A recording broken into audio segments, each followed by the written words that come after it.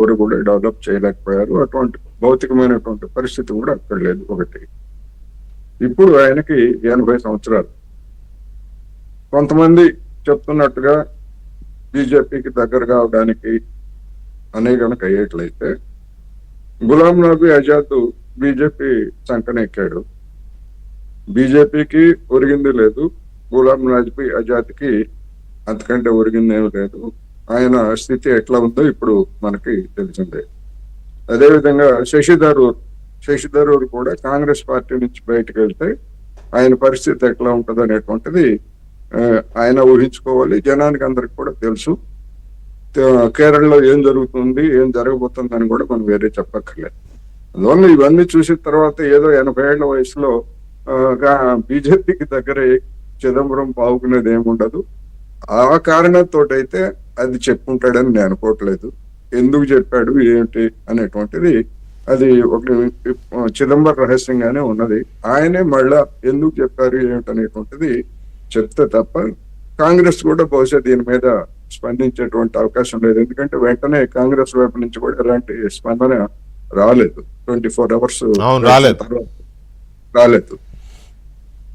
ఇది ఒకటైతే, చిదంబరం చెప్పినటువంటి అంశం అమెరికాకి భారత్ లొంగిపోతున్నది అని వామపక్షాలు ఎప్పటి నుంచో చెప్తున్నాయి. ఇందాక ప్రస్తావించినట్టుగా 2008లో అమెరికా తోటి చేసుకున్నటువంటి అణు ఒప్పందం అనేటువంటిది అదొక ప్రధానమైనటువంటి లొంగుబాటు చర్యగా భావించి ఆనాడు యూపీఏ ప్రభుత్వానికి వామపక్షాలు మద్దతు ఉపసంహరించినటువంటి విషయాన్ని ఈ సందర్భంగా మనం గుర్తు తెచ్చుకోవాలి. అందువల్ల అమెరికాకి జూనియర్ భాగస్వామిగా భారత్ ను తయారు చేయడానికి కాంగ్రెస్, యూపీఏ నాయకత్వంలో ఉన్నటువంటి కాంగ్రెస్ ప్రయత్నించింది. ఇప్పుడు ఎన్డీఏ ప్రభుత్వం కూడా అదే విధంగా ప్రయత్నిస్తుంది అనేటువంటిది ఒక సాధారణమైనటువంటి విమర్శ. నా అభిప్రాయం కూడా అదే. అయితే చిదంబరం చేసినటువంటి ఒక మంచి పని, దాని తర్వాత దాని పర్యవసానం ఎట్లా ఉంటాయి ఏమిటి అనేటువంటిది పక్కన పెట్టేట్లయితే, అమెరికా ఒత్తిడికి భారత్ లొంగిపోతున్నది అని అఫీషియల్ గా ఒక మాజీ కేంద్ర మంత్రిగా పనిచేసినటువంటి వ్యక్తి చెప్పడం అనేటువంటిది ఒక ముఖ్యమైనటువంటి పరిణామం. అదే ఆపరేషన్ సింధూర్ గురించి ట్రంప్ పదే చెప్తున్నాడు, నేను వాణిజ్య కత్తి చూపించాను, లేకపోతే ఇతరత్ర అనేక కత్తులు చూపించి నరేంద్ర మోడీని బెదిరించి ఆపించాను అని చెప్పేసి చెప్తున్నటువంటి దాన్ని మోడీ గారు ఎక్కడ ఆయన నోటితో ఖండించలేదు ఇంతవరకు. అది వాస్తవమే, అమెరికా మన మీద ఒత్తిడి చేస్తూ ఉంది, మన పాలకులు లొంగిపోతున్నారు దానికి అనేటువంటిది చిదంబరం గారు నిర్ధారించారు.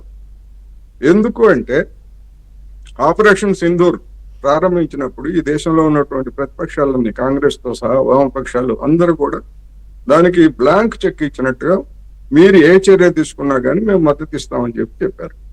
అటువంటిది ఆకస్మికంగా ఆపరేషన్ సింధూర్ ని ఆపినప్పుడు జరిగినటువంటి ఆ ఉదంతాలను చూసినప్పుడు అంత ఆకస్మికంగా ఎందుకు ప్రతిపక్షాలతో ఒక మాట మాత్రం, ఇప్పుడు ఆపరేషన్ సింధూర్ ఇంకా ముగియలేదు, ఇంకా కొనసాగుతూనే ఉంది అని చెప్పడం వేరు.